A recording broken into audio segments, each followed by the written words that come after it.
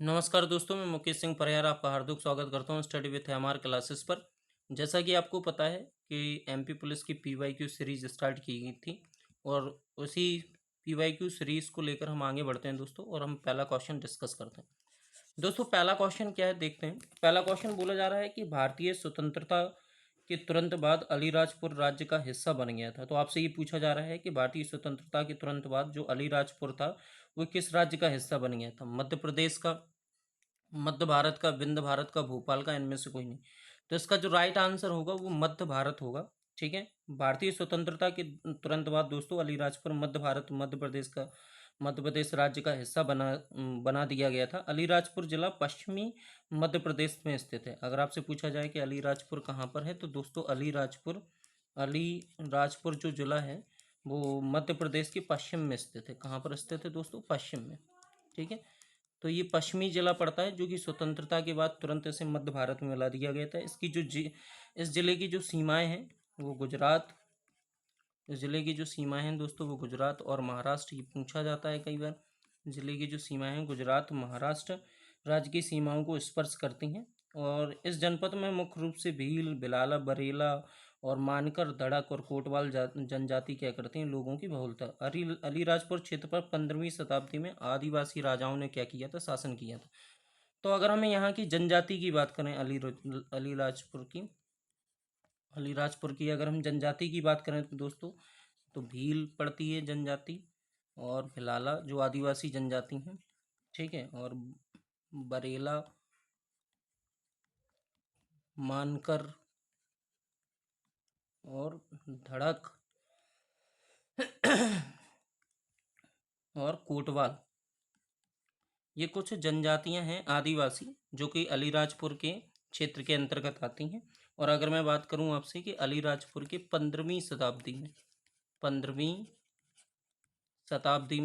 तो 15वीं शताब्दी का मतलब 1400 से 1499 की बात की जा रही है। यहाँ पर आदिवासी राजाओं ने क्या किया था? शासन किया था। ठीक है दोस्तों, अगले क्वेश्चन पे करते हैं। अगला क्वेश्चन आपसे बोला जा रहा है कि निम्नलिखित जिलों में कौन सा नर्मदापुरम संभाग का नहीं है? आपको ये बताना है इनमें से कौन सा नर्मदापुरम संभाग के अंतर्गत नहीं आता है। ठीक है, पहला ऑप्शन है आपका होशंगाबाद, दूसरा बैतूल, तीसरा सीहोर और चौथा हरदा। तो आपकी नॉलेज के लिए मैं बता दूं कि होशंगाबाद इसी के अंतर्गत आता है, बैतूल भी इसी के अंतर्गत आता है, हरदा भी इसी के अंतर्गत आता है। तो इसका जो राइट आंसर होगा वो कौन सा होगा? सीहोर। दोस्तों वर्तमान में आज ये जो होशंगाबाद है इसे हम नर्मदापुरम जिला कहते हैं। कौन सा जिला कहते हैं दोस्तों? नर्मदापुरम। इसका नाम चेंज कर दिया गया है, इसका अब जो नाम है वो नर्मदापुरम जिला आता है। ठीक है, और अगर हम नर्मदापुरम संभाग के अंतर की बात करें तो हरदा, बैतूल तथा नर्मदापुरम जिले शामिल हैं। और 2000, अगर इस संभाग के निर्माण की अगर बात करें तो इस संभाग का जो निर्माण हुआ था नर्मदापुरम संभाग का 2008 में हुआ था। ठीक है, प्रशासनिक सुविधा की दृष्टिकोण से 2008 में इसका निर्माण हुआ था।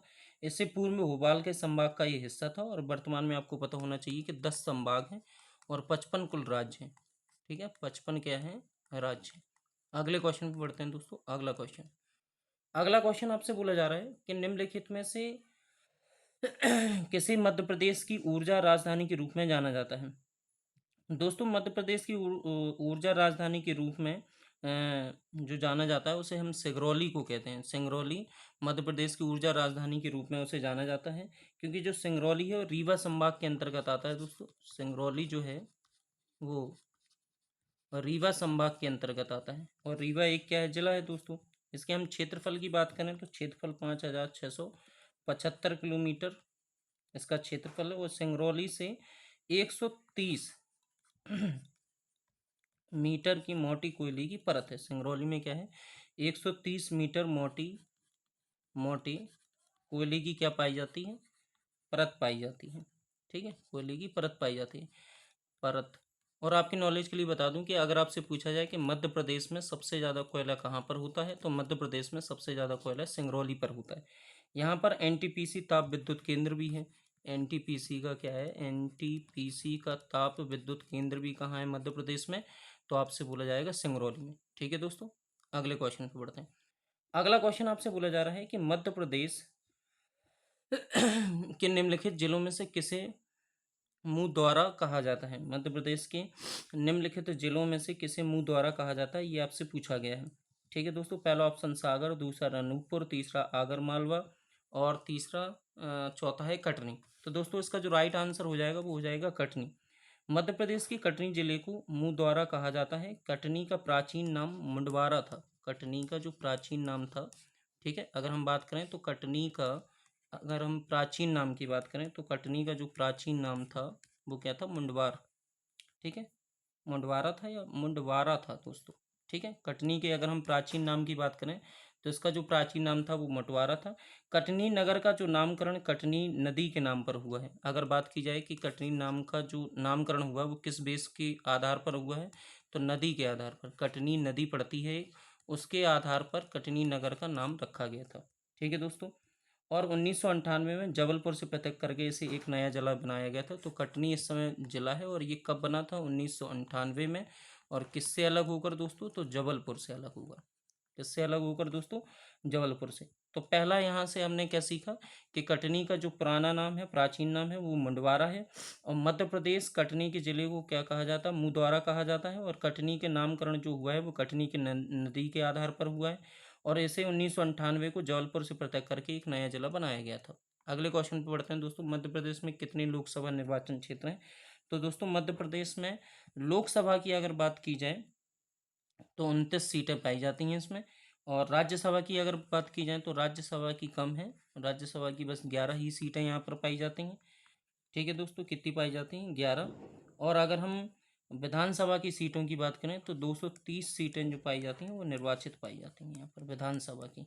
ये विधानसभा की हैं। ठीक है, अगर आपसे पूछा जाए कि वर्तमान में विधानसभा के अध्यक्ष कौन है, विधानसभा के अध्यक्ष वर्तमान में, तो दोस्तों वर्तमान में जो विधानसभा के अध्यक्ष हैं वो नरेंद्र सिंह तोमर हैं। ठीक है, नरेंद्र सिंह तोमर। ठीक है दोस्तों, अगले क्वेश्चन पे बढ़ते हैं। तो हमने क्या सीखा यहाँ से कि मध्य प्रदेश में कितने लोकसभा निर्वाचन क्षेत्र हैं, तो 29। राज्यसभा की कितनी सीटें हैं, 11। विधानसभा की 230 निर्वाचित सीटें हैं। और अध्यक्ष की अगर हम बात करें तो नरेंद्र सिंह तोमर। अगले क्वेश्चन पे बढ़ते हैं। वाणिज्यिक राजधानी के रूप में जाना जाता है किस शहर को मध्य प्रदेश की वाणिज्यिक राजधानी के रूप में जाना जाता है, तो इसका जो राइट आंसर होगा इंदौर हो जाएगा। ठीक है दोस्तों, इसका जो राइट आंसर होगा इंदौर होगा। तो आपकी नॉलेज के लिए मैं बता दूं कि पिछली शताब्दी में इस शहर से कपड़े एवं आभूषण आदि मामले में महाराष्ट्र एवं गुजरात के साथ प्रमुख व्यवसाय होता था। वर्तमान में यहाँ राष्ट्रीय शिक्षा केंद्र, खेल गतिविधियाँ, एमपी स्टॉक एक्सचेंज इत्यादि का विस्तार हुआ है। इसलिए इंदौर को मध्य प्रदेश की वाणिज्यिक राजधानी के रूप में जाना जाता है। वाणिज्यिक का मतलब होता है व्यापार वगैरह और लाभ से कमाने वाले, जो एक तरीके से पैसे कमाने की चीज़ें, जो उसे हम वाणिज्यिक राजधानी के तौर पर गिनते हैं। ठीक है दोस्तों, अगले क्वेश्चन पर बढ़ते हैं। अगला क्वेश्चन, मध्य प्रदेश का उच्च न्यायालय कहाँ पर है, तो आपकी नॉलेज के लिए बता दूं, मध्य प्रदेश का जो उच्च न्यायालय है वो जबलपुर में स्थित है। कहाँ पर है दोस्तों, जबलपुर में। मध्य प्रदेश का उच्च न्यायालय जबलपुर में स्थित है। इसे जो स्थापित किया गया था वो भारत सरकार अधिनियम, भारत सरकार अधिनियम 1935 के तहत, 1935, ये एक एक्ट है भारत सरकार, जो कि संविधान का सबसे ज़्यादा हिस्सा इसी से लिया गया है। तो भारत सरकार अधिनियम 1935 के तहत वर्ष 1936 में, वर्ष 1936 में मध्य प्रदेश की हाई कोर्ट की क्या की गई थी, स्थापना की गई थी दोस्तों। ठीक है, और इसका जो मुख्यालय है या उच्च न्यायालय जो है यहाँ पर स्थित है वो जबलपुर में है। और इसकी अगर हम खंडपीठ की बात करें, मुख्य खंडपीठ जो है वो जबलपुर में है, लेकिन अगर हम इसकी खंडपीठ की बात करें तो वो ग्वालियर और इंदौर, इसकी जो खंडपीठ है वो ग्वालियर और कहाँ पर है, इंदौर में। ठीक है दोस्तों, मतलब हेड ब्रांच तो अगर मैं बात करूँ वो जबलपुर में है, लेकिन जो दो खंडपीठ बनाई गई हैं, ठीक है, वो कहाँ पर, ग्वालियर और इंदौर में। ठीक है, अगले क्वेश्चन पे पढ़ते हैं दोस्तों। मध्य प्रदेश का आपसे पूछा गया है कि राजकीय फल क्या है, तो इसका जो राजकीय फल है दोस्तों मध्य प्रदेश का वो क्या है, आम। ठीक है, और अगर इसका वनस्पतिक नेम पूछा जाए तो इसका जो वनस्पतिक नेम है वो है मैंगीफेरा इंडिका। मैंगीफेरा इंडिका, ये मध्य प्रदेश का राजकीय फल का क्या है, एक तरीके से वनस्पतिक नाम है। ठीक है दोस्तों, मध्य प्रदेश का अगर हम राजकीय वृक्ष की बात करें तो उसे हम क्या कहते हैं, बरगद है। मैंने आपको पिछले वीडियो में भी बताया था। और फाइकल वेनिग्लिसिस इसका जो नाम है वो वनस्पतिक नाम है। और राजकीय नदी की बात करें तो नर्मदा है।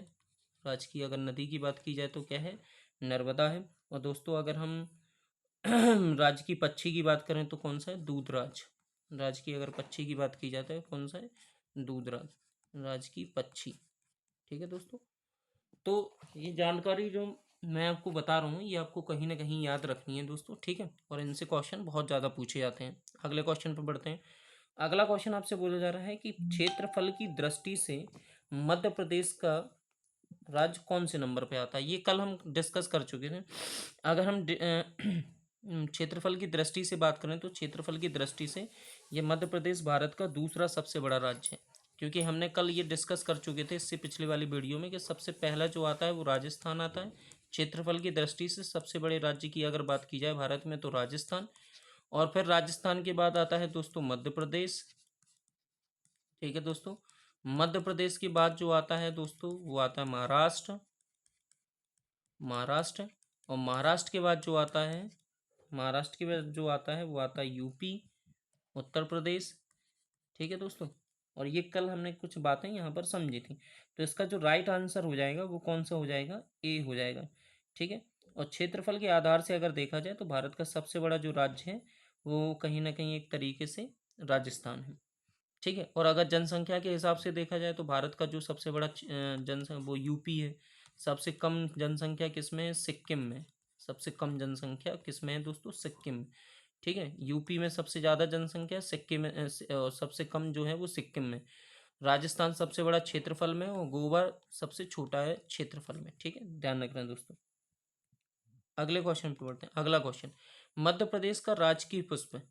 ठीक है, अगर हम मध्य प्रदेश की राजकीय पुष्प की बात करें तो मध्य प्रदेश का जो राजकीय पुष्प है वो है दोस्तों आपका सफ़ेद लिली।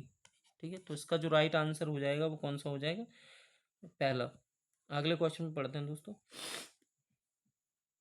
अगला क्वेश्चन, अगला क्वेश्चन आपसे बोला जा रहा है कि निम्नलिखित में से कौन सा मध्य प्रदेश के दक्षिण में स्थित है? उस दिन मैंने इससे पिछली वाली वीडियो में आपको मैप लगाकर ये बातें समझाई थी कि कौन कहाँ पर स्थित है। एक बार और इसे हम समझ लेते हैं दिशाओं से।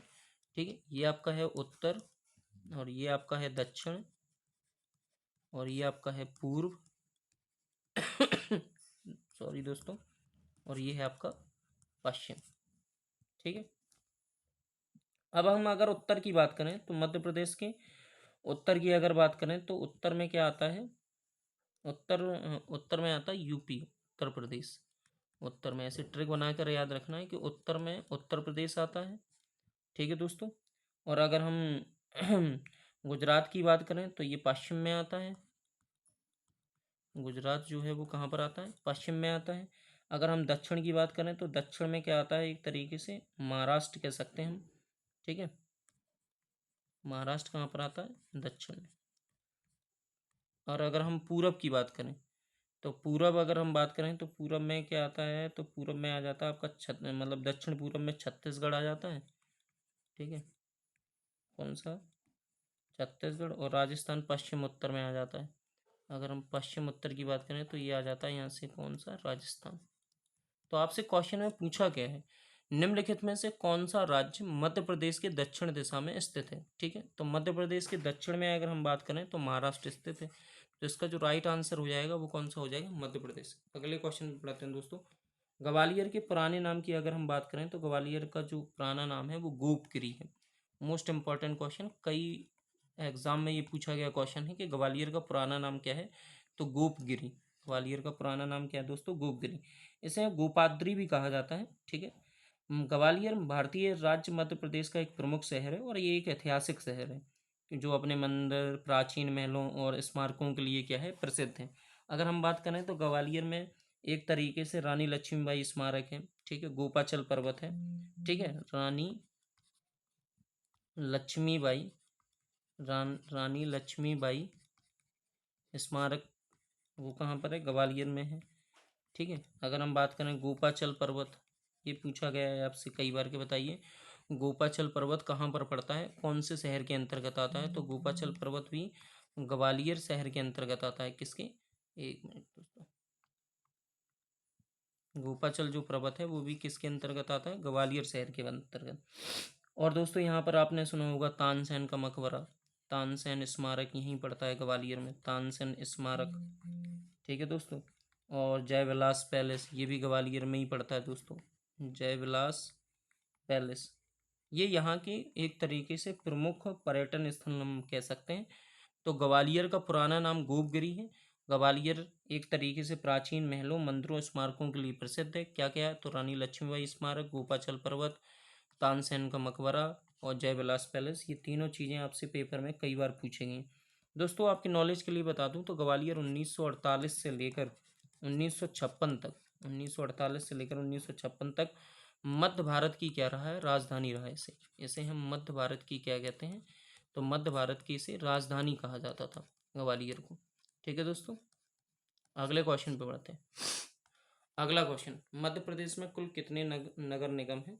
तो मध्य प्रदेश में कुल, अगर हम प्रश्नकाल के समय की बात करें तो जब 2019 में, तो इसका जो राइट आंसर हो जाएगा वो 14 हो जाएगा। लेकिन अगर हम वर्तमान की बात करें तो वर्तमान में बढ़कर ये हो गए हैं टोटल 17। ठीक है, वर्तमान में कितने हो गए? 17। अगले क्वेश्चन पे बढ़ते हैं। मध्य प्रदेश का नाम, अब मध्य प्रदेश का जो नाम है वो दिया किसने था? तो दोस्तों मध्य प्रदेश का जो नाम था, महात्मा गांधी ने तो नहीं दिया, ना पेशवा बाजीराव ने दिया और ना ही ज्योतिबा फूले ने दिया था। इसका जो नाम दिया गया था जवाहरलाल नेहरू।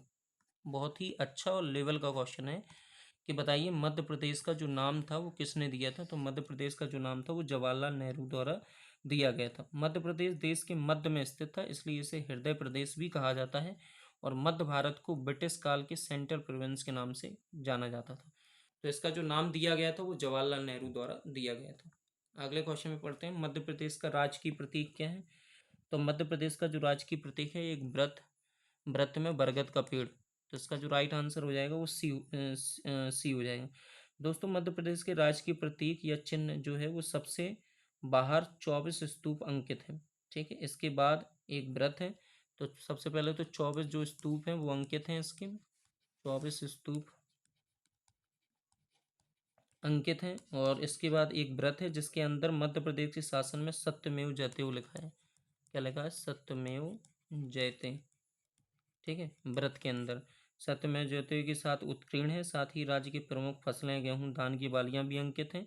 और केंद्रीय व्रत में अशोक स्तंभ, सिंह आकृति, राज्य वृक्ष और बरगद को क्या किया गया? दर्शाया गया। ठीक है दोस्तों, तो इसमें आपको ध्यान रखना है कि अगर मैं बात करूं तो क्या क्या है, तो मध्य प्रदेश के राजकीय प्रतीक में एक व्रत में बरगद का पेड़ है। बरगद के पेड़ के साथ साथ आपको मैं बता दूं डिटेल में कि 24 स्तूप इसमें अंकित हैं और एक व्रत है जिसके अंतर मध्य प्रदेश के शासन का लिखा है सत्यमेव जयते। और फिर अगर हम आगे की बात करें तो राज्य की प्रमुख फसलें, धान की बालियां भी इसमें अंकित हैं। और केंद्रीय व्रत में अशोक स्तंभ की आकृति और राज्य वृक्ष बरगद को क्या किया गया? दर्शाया गया। तो इतना कुछ है इसके प्रतीक में। ठीक है दोस्तों, आगे बढ़ते हैं। मध्य प्रदेश का मध्य प्रदेश को पहले क्या कहा जाता था? तो ये क्वेश्चन कई बार पूछा गया है कि मध्य प्रदेश को पहले क्या कहा जाता था। तो मध्य प्रदेश को पहले सेंट्रल प्रोविंस के नाम से जानते थे। ठीक है, मध्य प्रांत। ठीक है, मध्य प्रदेश का जो पहले नाम था वो सेंट्रल प्रोविंस, बरार या मध्य प्रांत के नाम से जानते थे। तो इसका जो राइट आंसर हो जाएगा वो सी हो जाएगा। अगले क्वेश्चन पे बढ़ते हैं। अगला क्वेश्चन, निम्न में से मध्य प्रदेश की कौन सी राजभाषा है? आपको बताना है कि इनमें से कौन सी राजभाषा है। तो राजभाषा की अगर बात की जाए तो मध्य प्रदेश की जो राजभाषा है वो है दोस्तों हिंदी। तो इसका राइट आंसर हिंदी हो जाएगा, क्योंकि ये हो नहीं सकता, ये नहीं हो सकता ये। तो इसका राइट आंसर हो जाएगा दोस्तों हिंदी। ठीक है, और भारतीय संविधान का भाग 17, अगर हम भारतीय भाग संविधान के भाग 17 की बात करें और अनुच्छेद 343 से अनुच्छेद अनुच्छेद 343 से अनुच्छेद 351 तक की अगर बात की जाए, 351 तक की अगर बात की जाए तो हिंदी भाषा से क्या है? ये संबंधित है। आपको पता ही होगा कि भारत की कोई भी राष्ट्रभाषा नहीं है। भारत की कोई भी राष्ट्रभाषा नहीं है, राष्ट्रभाषा नहीं है दोस्तों। ये जो हिंदी है ये कौन सी भाषा है? तो राज्य भाषा है, सॉरी, राज्य की। ये कौन सी भाषा है? इसकी राजकीय भाषा है। ठीक है, राष्ट्रभाषा नहीं है, मतलब देश की कोई भी भाषा नहीं है। कामकाज के लिए हिंदी को भाषा कहीं ना कहीं क्या किया गया था? चुना गया था। अगले क्वेश्चन पढ़ते हैं दोस्तों। निम्नलिखित में कौन मध्य प्रदेश की राजकीय पक्षी है? तो आपको बताना है कि कौन इनमें से मध्य प्रदेश का कौन है राजकीय पक्षी। तो इसका जो राइट आंसर हो जाएगा वो दूधराज और सुल्ताना। ठीक है, बुलबुल, जिसे हम एशियाई पैटराइज फ्लाई कल्चर बोलते हैं। तो राइट आंसर इसका ए हो जाएगा दोस्तों। ठीक है, अगर हम मध्य प्रदेश के राष्ट्रीय पक्षी दूधराज या सुल्ताना, बुलबुल, एशियाई पैटराइज फ्लाई कल्चर की बात करें तो 1985 में से मध्य प्रदेश का राजकीय पक्षी क्या किया गया था, घोषित किया गया था। 1985 में सॉरी दोस्तों, राजकीय पक्षी क्या किया गया था, घोषित किया गया था। ठीक है, 1985 में। ठीक है, भाषा आपको पता ही है, भाषा क्या है इसकी, हिंदी है। ठीक है, मध्य प्रदेश की भाषा की अगर बात की जाए तो भाषा क्या है दोस्तों, हिंदी है। गीत कई बार पूछा जाता है इसका कि गीत क्या है, तो गीत है सुख का दाता सबका साथी। सुख का दाता, दाता सबका साथी, सुख का दाता सबका साथी, ये इसका राइट आंसर होगा। ठीक है, राष्ट्रीय पशु की बात करें तो बारहसिंगा, ये तो आपको पता ही है। पेड़ की बात करें, फल की आप बात कर ही चुके हैं। आगे बढ़ते हैं, अगला क्वेश्चन, मध्य प्रदेश अपने वर्तमान स्वरूप में कब अस्तित्व में आया था, तो मध्य प्रदेश अपने वर्तमान स्वरूप में कब अस्तित्व में आएगा, मध्य प्रदेश अपने वर्तमान स्वरूप में कब अस्तित्व में आया, तो इसका जो राइट आंसर हो जाएगा वो ए हो जाएगा। ठीक है, 1 नवंबर 2000 को।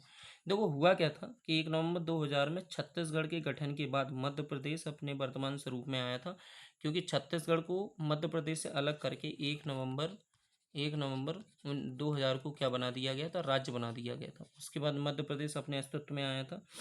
अगर हम बात करें वर्तमान मुख्यमंत्री यहाँ के जो हैं मध्य प्रदेश के, तो वर्तमान मुख्यमंत्री की अगर बात की जाए तो मध्य प्रदेश का वर्तमान में मुख्यमंत्री कौन है, तो वो डॉक्टर मोहन यादव हैं, जो कि आपको पता ही होगा, डॉक्टर मोहन यादव। एक मिनट दोस्तों, डॉक्टर मोहन यादव। ठीक है दोस्तों, और अगर हम बात करें कि वर्तमान में राज्यपाल कौन है, तो वर्तमान में राज्यपाल दोस्तों मंगूबाई पटेल, मंगूबाई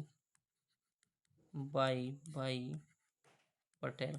ठीक है, ये और विधानसभा सीटें ये सब अपन बात कर ही चुके हैं। तो आगे बढ़ते हैं, मध्य प्रदेश की राज्य मछली महासीर डैश डैश जीन से संबंधित है।